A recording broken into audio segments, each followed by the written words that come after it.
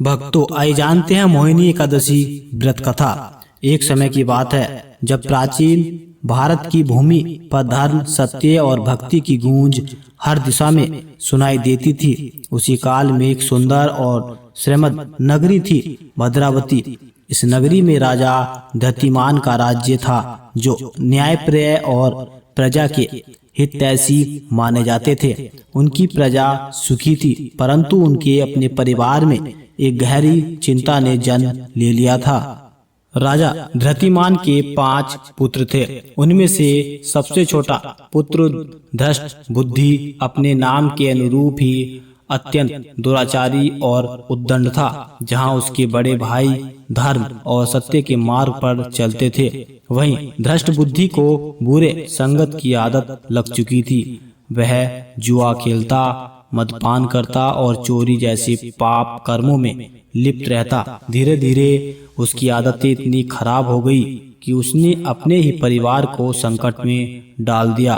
राजा ने कई बार उसे समझाने की कोशिश की, लेकिन वह नहीं माना। अंततः दुखी होकर राजा ने उसे राज्य से निकाल दिया। परिवार से अलग होने के बाद भी धृष्ट बुद्धि ने अपनी आदतें नहीं छोड़ी। वह जंगलों में भटकता रहा, चोरी करता रहा और अंत में एक दिन पकड़ा गया। लोगों ने उसे बहुत मारा पीटा और वह अधमरा होकर जंगल में पड़ा रहा।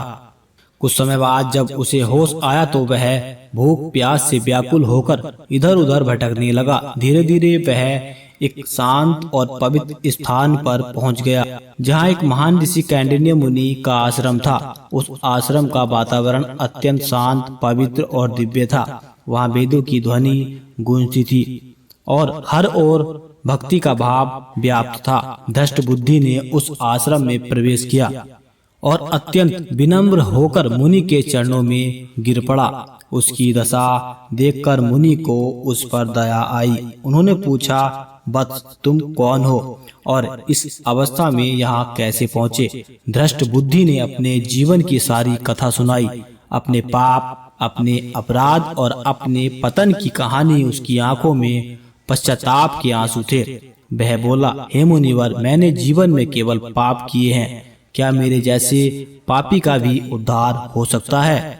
मुनि कैंडिन्य मुस्कुराए और बोले, बत, इस संसार में कोई भी व्यक्ति इतना बड़ा पापी नहीं होता कि उसका उद्धार न हो सके। सच्चे मन से किया गया प्रायश्चित और भक्ति हर पाप को नष्ट कर सकती है। फिर उन्होंने उसे एक विशेष व्रत के बारे में बताया, मोहिनी एकादशी व्रत। उन्होंने कहा, वैशाख मास के शुक्ल पक्ष की एकादशी को मोहिनी एकादशी कहा जाता है। यह व्रत अत्यंत पुण्यदायी है। इसे करने से मनुष्य के सभी पाप नष्ट हो जाते हैं और उसे मोक्ष की प्राप्ति होती है। मुनि ने धृष्ट बुद्धि को व्रत की विधि भी समझाई। एक दिन पहले सात्विक भोजन करना, एकादशी के दिन प्रातः स्नान करके भगवान विष्णु की पूजा करना और उपवास रखना और पूरी श्रद्धा के साथ भगवान का ध्यान करना, रात में जागरण करके भजन कीर्तन करना और अगले दिन द्वादशी को व्रत का पारण करना। धृष्ट बुद्धि ने पूरे मन से इस व्रत को करने का संकल्प लिया। उसने मुनि के बताए अनुसार मोहिनी एकादशी का व्रत किया।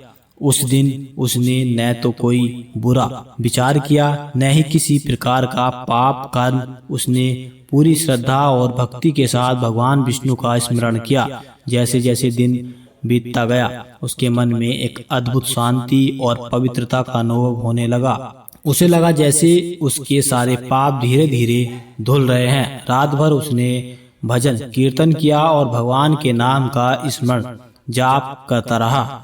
जब द्वादशी का दिन आया और उसने व्रत का पारण किया तो उसके जीवन में एक चमत्कारी परिवर्तन आ चुका था। उसका हृदय अब पाप से मुक्त हो चुका था। वह एक नया व्यक्ति बन गया था, पवित्र, शांत और भक्तिमय। कुछ समय बाद जब उसका शरीर त्यागने का समय आया तो भगवान विष्णु के दूत स्वयं उसे लेने आए और उसे वैकुंठ धाम ले गए। इस प्रकार एक पापी और पतित व्यक्ति भी मोहिनी एकादशी व्रत के प्रभाव से मोक्ष को प्राप्त हुआ। इस कथा से हमें यह सीख मिलती है कि चाहे व्यक्ति कितना भी पापी क्यों न हो, यदि वह सच्चे मन से पश्चाताप करे और भगवान की शरण में जाए तो उसका उद्धार अवश्य होता है। मोहिनी एकादशी का व्रत केवल एक धार्मिक अनुष्ठान नहीं बल्कि यह आत्मशुद्धि और आत्मबोध का मार्ग है।